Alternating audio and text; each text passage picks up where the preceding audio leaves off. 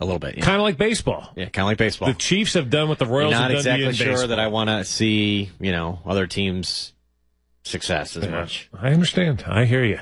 Man who's going to try to change all that.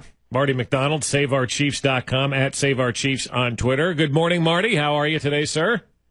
Hey, it's Friday. It couldn't be any better, and I want to thank you guys for the opportunity to be on the air with you today. You got it, man. How is the movement going to have the blackout at Arrowhead Stadium? First of all, before we get how it's going, please explain what exactly the blackout is, because I've had so many people ask me, what good does it do if it's not on TV? People I don't think are grasping what you guys are trying to accomplish at the next home game.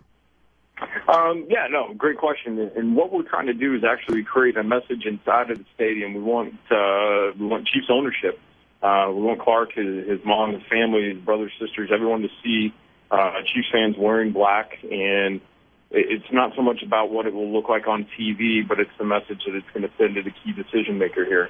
The blackout is to create an opportunity for fans who want to go to the game. They've got money invested in tickets or whatever the case may be, to visually show their dissatisfaction with the leadership of Scott Pioli and the performance of the club. We're asking people to wear, black shirts, black hoodies, black jackets, black Chiefs gear. I mean, the Chiefs coaching staff wears black Chiefs gear on the sidelines quite frequently. They even sell it inside Arrowhead and on their website. So just because you wear a black Chiefs shirt doesn't mean you're not a fan. We have some, hoodies for sale at Sports Nuts there just north of the stadium. And all the proceeds and all the money that we've raised from this movement will go to the Boys and Girls Club of Kansas City. Oh, cool. Excellent. Love that tie-in as well. There are some people that are kind of questioning, if you go to the game, are you allowed to cheer with a black shirt on? And I've told them, I think the protest is more towards not necessarily the players on the field, but what's going on in the organization, right? It is. This is driven at the organization. I mean, we want you to cheer. If Jamal Charles scores a touchdown, get up and cheer. If Matt Castle throws 5 straight passes without an incompletion or an interception, cheer Matt Castle. We got to support the players, and we're not trying to do anything to take away from the players. Wearing black sends the visual message to Clark. I mean, at some point, the fans will turn away. If Scott Pioli's retained, you will see a large amount of Chief fans who will simply walk away from their season tickets. And the 2013 season now becomes a harder sell than the 2012 season. Mm-hmm. And so we're really trying to be as diligent as we can. This is not an anti-player movement by any stretch. This is simply a visual image to create and say, hey, ownership, take notice. The fan base is not happy. And on the flip side, for those fans who aren't going to be there, we've been shipping shirts out to California, Florida, Texas, Washington, D.C. We've got some that went up to Canada. We've got a guy from Switzerland, a Chiefs fan over in Switzerland, who has bought a blackout shirt. So there's a lot of other Chiefs fans that will be wearing black on game day that day. They might not be inside Arrowhead, but nationwide, the movement is really gaining in its solidarity. What are you hearing from other Chiefs fans on this movement? How successful do you think it will be next Sunday? I think the greatest measure of success, if we get 500 people or 1,000 people or 20,000 people doing this, it's the fact that we're able to get enough people out there to wear black and to show support. And this movement from day one was organic in nature. I'd be lying if I said I expected to see the results that we've had in social media. But as Jason Whitlock and another national writer for ESPN told me this week, they've never seen a fan revolt or fan movement reach this type of level. Mm-hmm. And I really think that's the power of what social media, and we had some naysayers at first, but some of the biggest naysayers are now some of our biggest supporters. And I think the deeper we get into the season, the more and more people are going to keep hopping on this train. I think what people need to understand, too, Marty McDonald of SaveOurChiefs.com, at SaveOurChiefs on Twitter, people need to understand this is not an anti-Chiefs movement either, because I've had so many people tell me, well, you're just not real fans if you're doing this. It has nothing to do with being anti-Chiefs. In fact, I think you're more of a fan if you are involved in this because you're not going to stand for mediocrity or less than mediocrity. And I think that's accurate. The argument that you're not a real fan, to me, is a straw man argument, and it's very hollow. The easiest thing for people to do when they don't understand something is to be critical and judge it. Right. Once you understand, once you talk to us, once you read what we're trying to get out there, it all makes sense. And here's a case in point. A lot of us are diehard Chiefs fans that spend money not only in the Kansas City area, but outside of the KC area.